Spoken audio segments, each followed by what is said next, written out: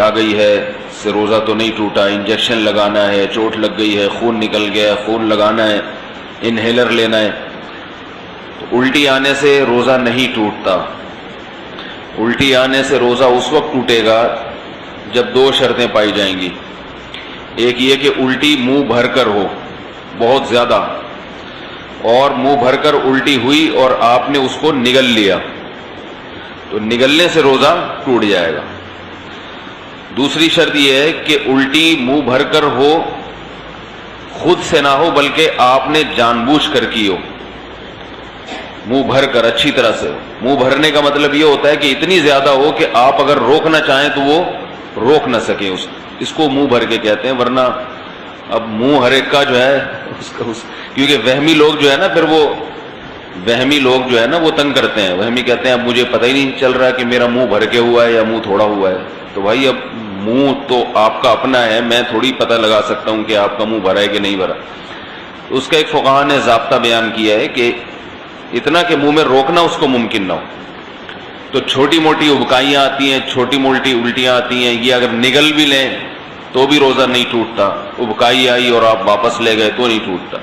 تو منہ بھر کر ہو اور آپ اس کو نگل لیں، یا نگلیں تو نہیں لیکن وہ منہ بھر کے خود سے نہیں ہوئی بلکہ آپ نے حلق میں انگلی ڈال کے قے کی ہے۔ تو عام طور پر ایسا کوئی کرتا نہیں ہے روزے میں، اس لیے اس کو اتنا بیان کرنے کی ضرورت بھی پیش نہیں آتی۔ اس کے علاوہ گلوکوز چڑھانے سے، انجیکشن لگانے سے روزہ نہیں ٹوٹتا۔ روزہ ٹوٹتا ہے کھانے پینے کے، ناک کے راستے یا منہ کے راستے کوئی چیز پیٹ کے اندر جائے، یا مقعد کے راستے کوئی چیز پیٹ کے اندر جائے۔ آنکھ میں دوا ڈالنے سے روزہ نہیں ٹوٹتا، خوشبو لگانے سے روزہ نہیں ٹوٹتا، خوشبو سونگھنے سے روزہ نہیں ٹوٹتا ہے۔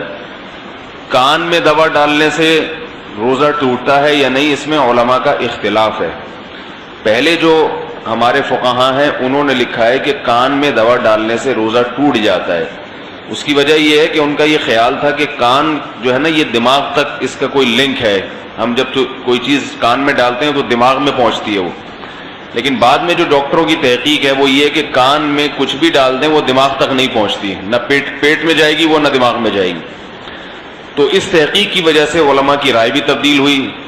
تو ابھی ہمارے اکابر کا جو فتویٰ ہے، یعنی سارے ہی ہمارے اکابر ہیں جو اس پہ خلاف ہیں، وہ بھی ہمارے ہی ہیں، لیکن مطلب یہ کہ جو میرے اساتذہ ہیں ان کا جو فتویٰ ہے اس بارے میں وہ یہ ہے کہ روزہ نہیں ٹوٹتا کان میں دوا ڈالنے سے۔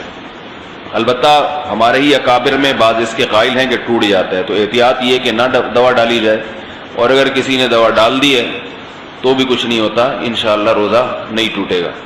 آنکھ میں دوا ڈال دی اور اس کا اثر گلے میں محسوس ہوا تو بھی روزہ نہیں ٹوٹتا، سمجھ رہے بات کو؟ تو سر میں تیل لگانے سے روزہ نہیں ٹوٹتا، احتلام ہو جانے سے، نائٹ فال ہو جانے سے روزہ نہیں ٹوٹتا۔ زوجہ کے قریب کوئی شادی شدہ آدمی گیا اور ڈسچارج ہو گیا تو روزہ ٹوٹے گا، ڈسچارج نہیں ہوا تو اس سے بھی روزہ نہیں ٹوٹتا۔